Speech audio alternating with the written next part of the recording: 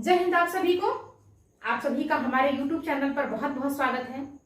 हम अर्थालंकार पढ़ रहे हैं, जिनमें से हमारे 4 अलंकार हो गए हैं और वो है उपमा अलंकार, रूपक अलंकार, उत्प्रेक्षा अलंकार और संदेह अलंकार। अर्थालंकार के अंतर्गत हमने इन 4 अलंकार को पढ़ लिया है। बाकी आज की क्लास में हम दृष्टांत अलंकार पढ़ेंगे, विभावना अलंकार पढ़ेंगे, असंगत अलंकार पढ़ेंगे और अतिशयोक्ति अलंकार पढ़ेंगे। तो अर्थालंकार क्या होता है? जब अर्थ के माध्यम से कविता में चमत्कार उत्पन्न किया जाता है तो वो क्या होता है? वो अर्थालंकार होता है। तो सबसे पहले आज में हम क्या पढ़ेंगे? दृष्टांत अलंकार को पढ़ने वाले हैं। हमारा छठा अलंकार है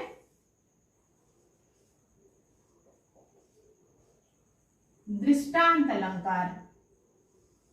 दृष्टांत अलंकार।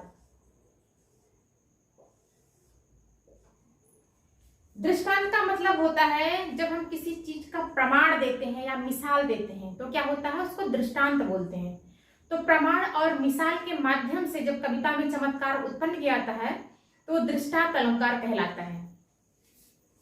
तो इसका अर्थ देख लेते हैं। दृष्टांत का मतलब क्या होता है?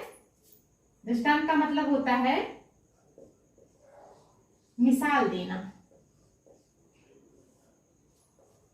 मिसाल देना या प्रमाण देना या प्रमाण देना।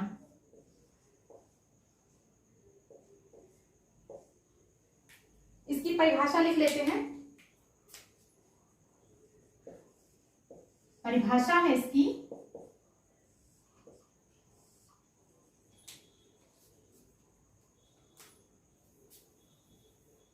जहां, इसकी परिभाषा है जहां उपमेय और उपमान तथा उसके साधारण धर्म में बिंब प्रतिबिंब का भाव हो वहां पे दृष्टांत अलंकार होता है। जहां उपमेय और उपमान में, उपमेय और उपमान में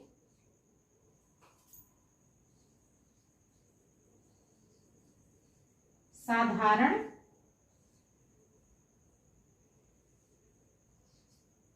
उपमेय और उपमान में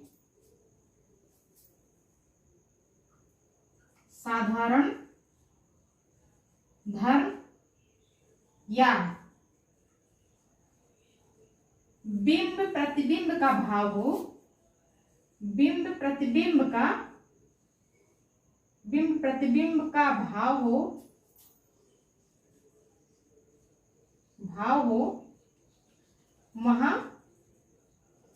वहां दृष्टांत अलंकार होता है। वहां क्या होता है? दृष्टांत अलंकार होता है।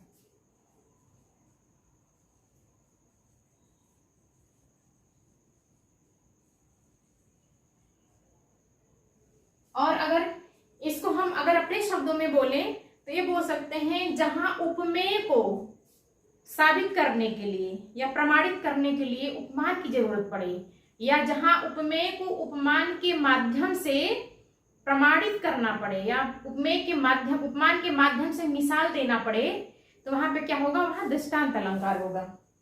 इसका उदाहरण देख लेते हैं। इसका उदाहरण है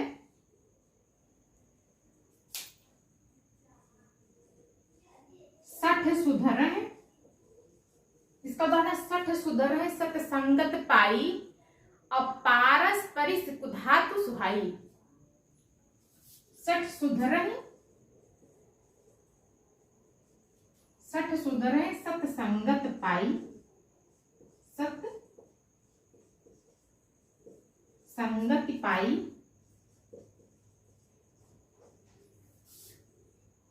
पारस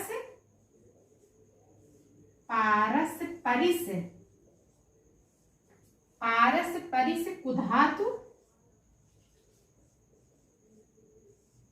कुधातु सुहाई।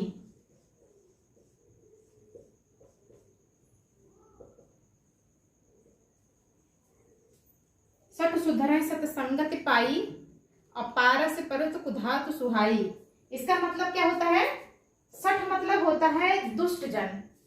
दुष्ट जन जो है सत्संगत, अच्छी संगति पाकर उसी तरह से सुधर जाते हैं जिस तरह से पारस पत्थर के संपर्क में आकर एक कुधातु जो होती है वो क्या बन जाती है, सोना बन जाती है। उसी प्रकार से एक अच्छी संगति पाकर एक दुष्ट व्यक्ति भी क्या होता है, सुधर जाता है। तो इसमें हम देख रहे हैं कि उपमान के माध्यम से उपमेय को क्या करना पड़ रहा है, प्रमाणित करना पड़ रहा है। तो जहां उपमान के माध्यम से उपमेय को प्रमाणित किया जाए वहां पे क्या होगा, हमारा दृष्टांत अलंकार होगा। आशा करती हूं कि आपको समझ में आ रहा होगा। तो अगर समझ में आ रहा है तो इसका एक उदाहरण हम और देख लेते हैं। क्या है इसका उदाहरण है, एक म्यान में दो तलवार कभी नहीं रह सकती हैं, किसी और पर प्रेम नारियां पति का क्या सह सकती हैं। तो उसको देखते हैं। जैसे है, एक म्यान में दो तलवार,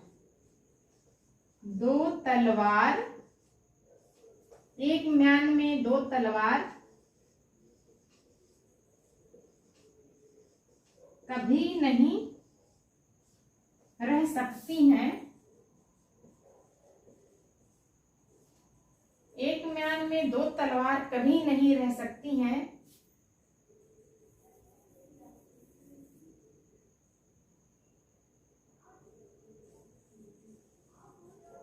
किसी और पर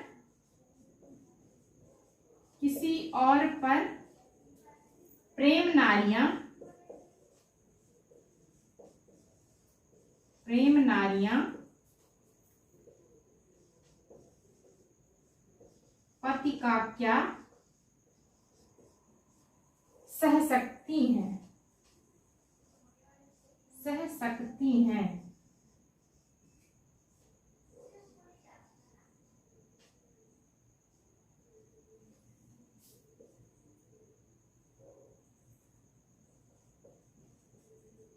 इसे नोट कर लीजिए।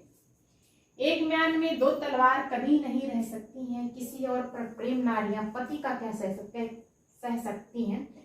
इसका कहने का मतलब यह है कि जिस तरह से एक म्यान में दो तलवार नहीं रह सकती हैं, उसी प्रकार से एक नारी उसका पति किसी और से प्रेम करे वो कभी नहीं सह सकती है।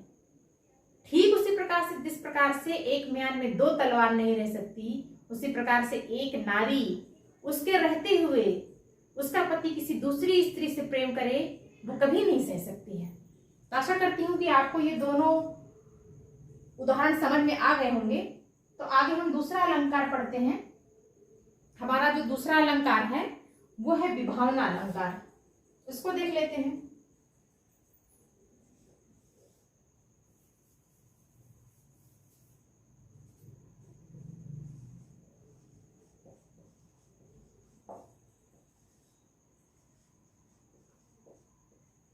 विभावना अलंकार।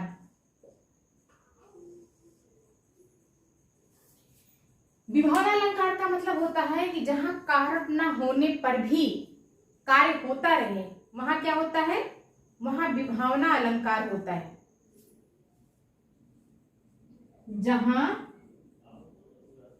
जहां बिना कारण के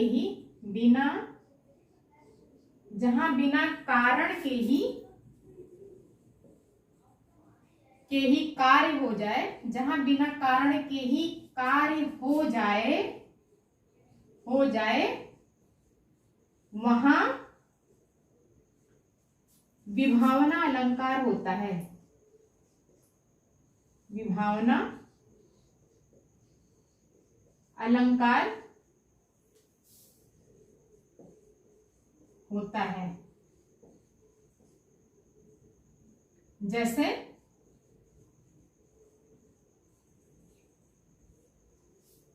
विभावना अलंकार को ऐसे बोल सकते हैं कि बिना संभावना, जहां किसी कार्य होने की संभावना ही ना हो फिर भी वो कार्य हो जाए तो वहां क्या हो जाएगा, वहां पे विभावना अलंकार हो जाएगा।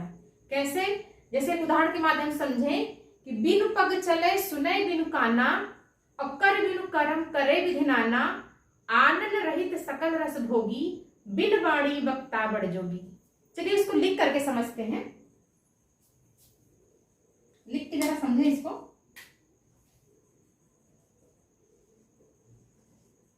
बिनु पग चले,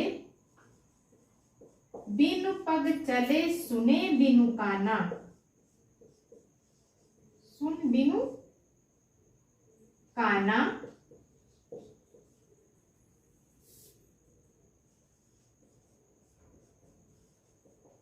कर बिनु करम, करे विधि नाना, करे विधि नाना। आनन रहित, आनन रहित सकल रस भोगी, आनन रहित सकल रस भोगी, बिन वाणी, बिन वाणी वक्ता, बिन वाणी वक्ता बड़ जोगी।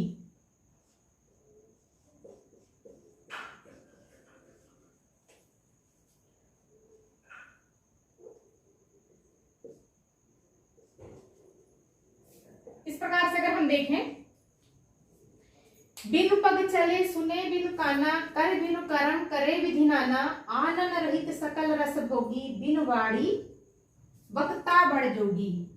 यहाँ पे क्या हो रहा है, यहाँ पे जो है बिनु पग के भी क्या है, चला जा रहा है, बिना कान के भी सुना जा रहा है। अब कर बिनु करम करे विधि नाना, हाथ नहीं है फिर भी सारे कार्य हो रहे हैं। आनंद रहित सकल रस भोगी, मुख भी नहीं है फिर भी सभी रसों का जो है स्वाद लिया जा रहा है। अब बिन वाणी वक्ता बड़ जोगी, मतलब कि इंसान बोल भी नहीं पा रहा है। और इसमें कहा गया बिन वाणी, वाणी के ना रहते हुए भी वो बहुत अच्छा वक्ता है। यानी यहाँ पर कारण नहीं है, पैर नहीं है फिर भी चला जा रहा है, कान नहीं है फिर भी सुना जा रहा है, और हाथ नहीं है फिर भी सारे कार्य हो रहे हैं, मुख नहीं है फिर भी रसों का पान हो रहा है, और वाणी नहीं है, बोल नहीं पा रहा है फिर भी एक अच्छा वक्ता है। यानी कि कारण नहीं है फिर भी कार्य हो रहा है। इस प्रकार से हमारा अगर इस तरह का उदाहरण हो जहाँ पे कारण ना हो फिर भी कार्य होता रहे, तो वहां पे हमारा क्या होगा, वहां हमारा विभावना अलंकार होगा। इसका एक उदाहरण इसी तरह का और देख लेते हैं, इसको आप नोट कर लीजिए।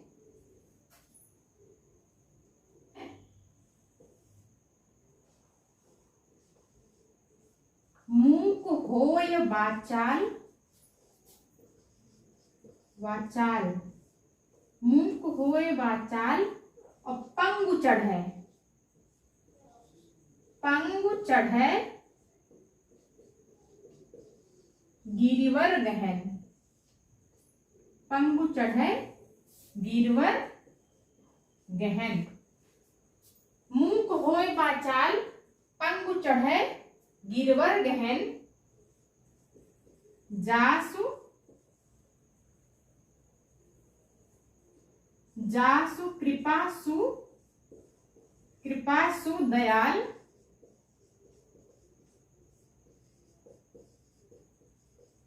द्रवहु सकल, द्रवहु सकल, कलिमल, कलिमल दहन। इस प्रकार से देखिए, मूक होय वाचाल, पंगु चढ़े गिरवर गहन, जासु कृपा सुदयाल, द्रवहु सकल कलिमल दहन। यानी कि जब भगवान की कृपा होती है तो क्या होता है, मूक भी क्या हो जाता है, वाचाल, मतलब जो नहीं बोलता वो भी बहुत बोलने लगता है, और जो पंगु है, जो लंगड़ा है, वो क्या होता है, पर्वत चढ़ने लगता है। जब ईश्वर की कृपा होती है तो मूक भी बोलने लगता है, और जो लंगड़ा है वो भी पर्वत चढ़ने लगता है। यहाँ पे क्या है, यहाँ पे बिना कारण के भी, यानी कि बिना मुंह के भी जो है बोला जा रहा है, बिना पैर के जो है पर्वत चढ़ने की बात हो रही है। यानी कि यहाँ पे विभावना अलंकार होगा। बिना कारण के क्या हो रहा है, कार्य हो रहा है। तो इस प्रकार से हमारे दो उदाहरण हो गए। अब अगले अलंकार की तरफ चलते हैं। हमारा अगला अलंकार जो है वो कौन सा है, वो है असंगत अलंकार।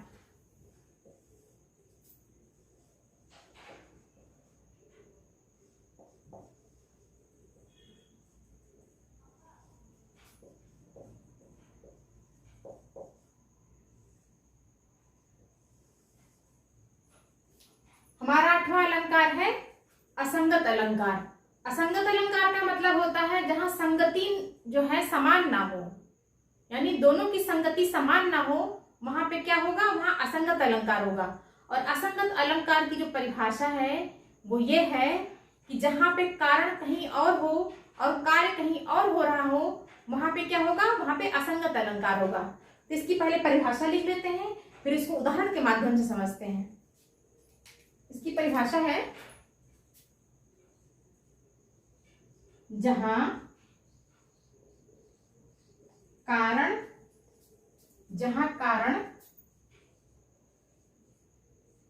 कहीं और हो, जहां कारण कहीं और हो और कार्य कहीं और हो रहा हो, कहीं और हो, जहां कारण कहीं और हो और कार्य कहीं और, जहां कारण कहीं और हो और कार्य कहीं और हो रहा हो, वहां असंगति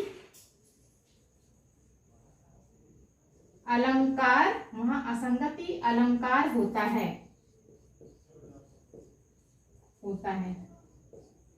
जैसे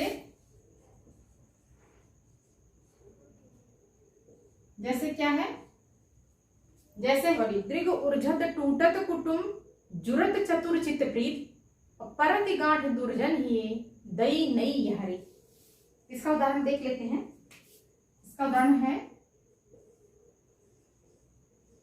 दृग ऊर्झत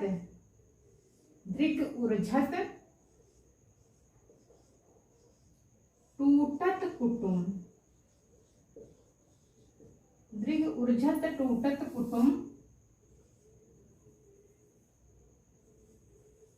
जुरत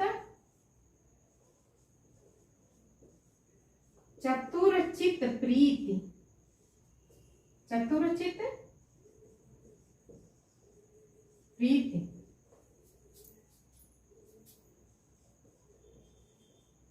परति गांठ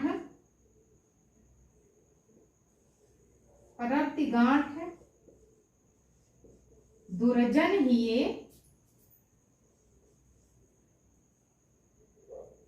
परति गांठ दुर्जन हिये दई नई यह रीति।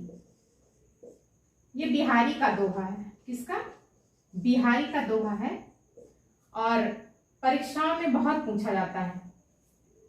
ये असंगत अलंकार का जो उदाहरण है ये परीक्षा में बहुत आता है कि कौन सा अलंकार इसमें है। दृग ऊर्झत टूटत कुटुम, यानी दृग मतलब क्या है, आंखें उलझती हैं और परिवार टूटता है। और जुरत चतुरचित प्रीत, यानी कि हम जो है, जो प्रीति है वो चतुर से जुड़ता है, यानी कि प्रेमी से जो है प्रीति जुड़ती है। और परति गांठ दुर्जन ही है, लेकिन गांठ जो है दुर्जनों के हृदय में पड़ती है।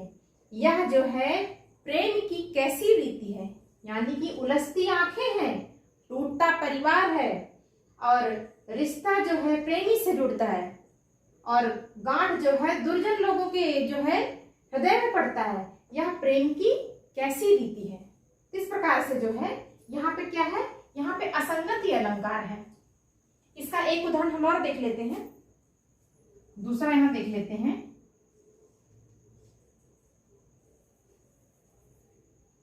दूसरा है हृदय घाव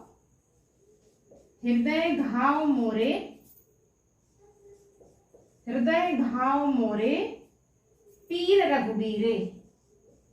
तीर रघुबीरे, यानी कि लक्ष्मण जी कहते हैं कि घाव तो हमारे हृदय में है और पीड़ा हमारे भैया राम को हो रही है, यानी कि काम कहीं और हो रहा है, कारण कहीं और है और कार्य जो है कहीं और हो रहा है। तो यहाँ पे कौन सा अलंकार है? यहाँ पे असंगति अलंकार है। इस प्रकार से हमारा असंगति अलंकार हो गया। अब हम अतिशयोक्ति अलंकार को देख लेते हैं। हमारा 8वां अलंकार है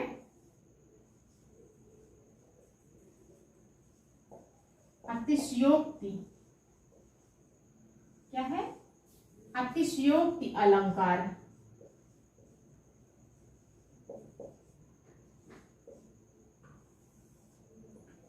अतिशयोक्ति अलंकार वो होता है जहां किसी वस्तु का वर्णन बहुत बढ़ा चढ़ा के किया जाता है। वहां पे क्या होता है? वहां पे अतिशयोक्ति अलंकार होता है। इसकी परिभाषा लिखते हैं, जहां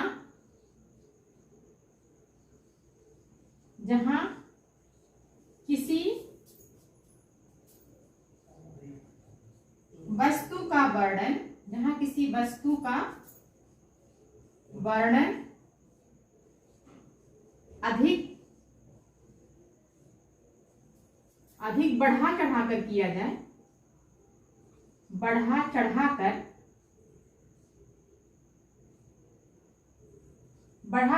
किया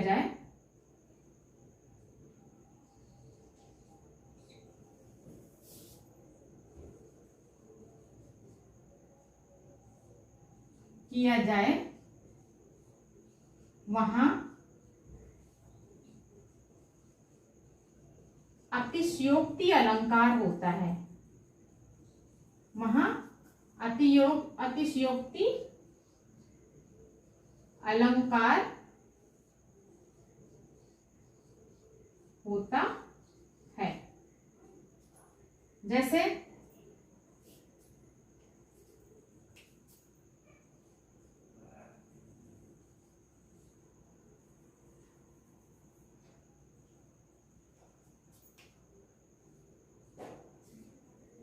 जैसे है, बांधा था विधु को किसने, इन काली जंजीरों से, और मणि वाले फड़ियों का मुख क्यों बंधा हुआ हीरों से। इसको देख लेते हैं।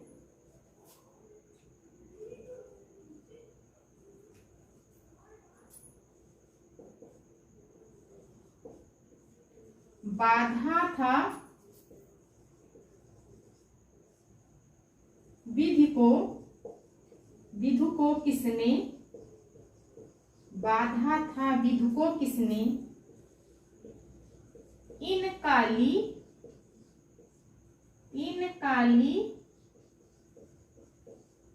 जंजीरों से,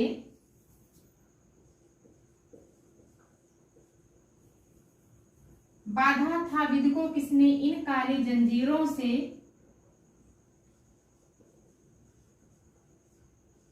मणि वाले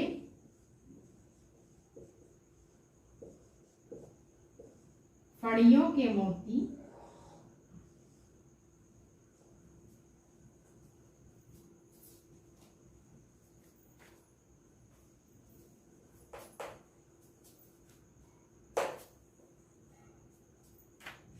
मणि वाले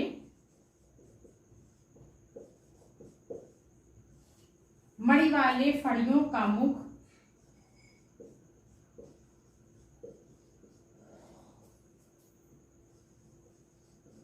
क्यों भरा हुआ हीरों से, क्यों भरा हुआ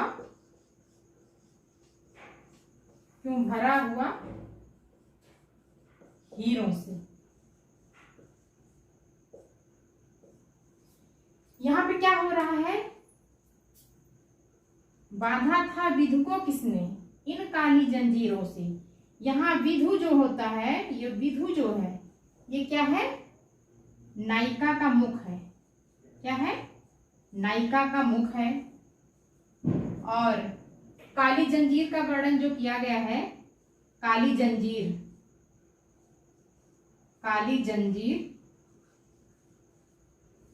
ये क्या है? ये नायिका के केश हैं। नायिका के केश, ये क्या है? ये नायिका के केश हैं।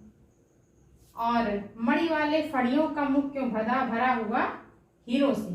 तो ये जो मणि वाले फड़ियों का जो वर्णन है ये नायिका के भरे हुए मांग से किया गया है। इस प्रकार से क्या है? ये अतिशयोक्ति अलंकार है, क्योंकि मुख का वर्णन चांद से किया गया है, नायिका के केस का वर्णन काली जंजीर से किया गया है, और फड़ियों मणि वाले फड़ियों का जो वर्णन है वो नायिका की भरी हुई मांग से की गई है। तो आशा करती हूँ कि आपको इसका जो अर्थ है वो स्पष्ट हो रहा होगा। तो हम आगे दूसरे उदाहरण की तरफ चलते हैं। एक उदाहरण और दे करके इसकी स्थिति को और स्पष्ट कर देते हैं। उदाहरण है, दूसरा उदाहरण देख लेते हैं, इसको नोट कर लीजिए।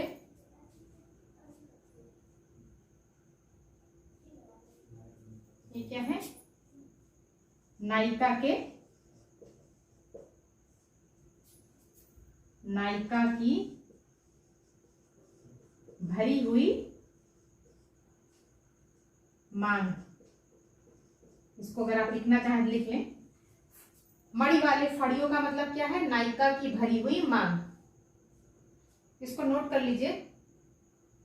दूसरा उदाहरण है, आगे नदियां पड़ी अपार, घोड़ा कैसे उतरे पार, राणा ने सोचा इस पार, तब तक चेतक था उस पार। तो इसको लिख लेते हैं।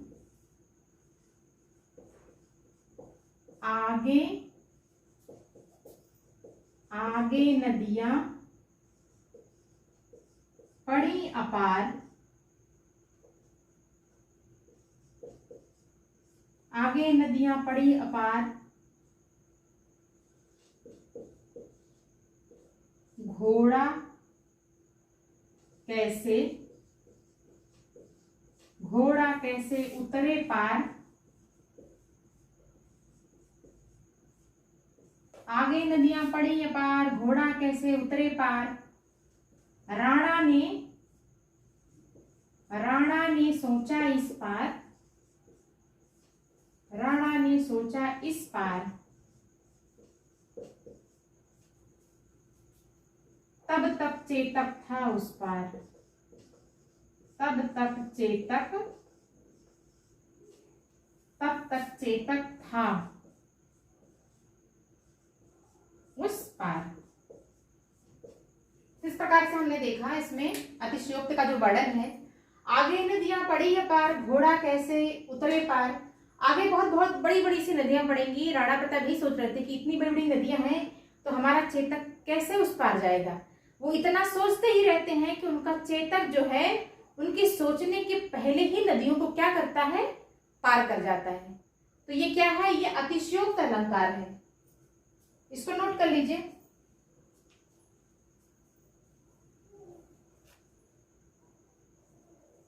एक उदाहरण और देख लें। उदाहरण है, देख लो साकेत नगरी है ही, स्वर्ण से मिलने गगन में जा रही।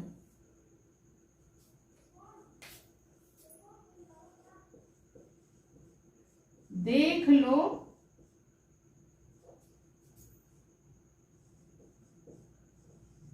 साकेत नगरी, देख लो साकेत नगरी है ही, देख लो साकेत नगरी है ही, स्वर्ग से मिलने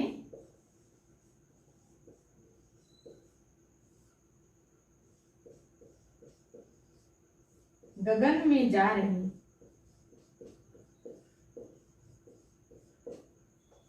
देख लो साकेत नगरी है ही, स्वर्ग से मिलने गगन में जा रही। इसमें कहा गया मतलब साकेत जो नगरी है वह स्वर्ग से मिलने गगन में जा रही है। मतलब यहाँ पे क्या है? यहाँ पे अतिशयोक्ति अलंकार है। इस प्रकार से हमारा आज अर्थालंकार के अंतर्गत 4 अलंकार जो हैं वो खत्म हो गए और आज की क्लास को भी हम यहीं पे समाप्त करते हैं। और अर्थालंकार के अंतर्गत और भी जितने अलंकार हैं वो हम आपको अगली वीडियो में देंगे। तो आपको अगर हमारा क्लास अच्छा लगा हो तो प्लीज़ आप हमारे चैनल को सब्सक्राइब कीजिए, कमेंट कीजिए, लाइक कीजिए और शेयर भी कीजिए। धन्यवाद।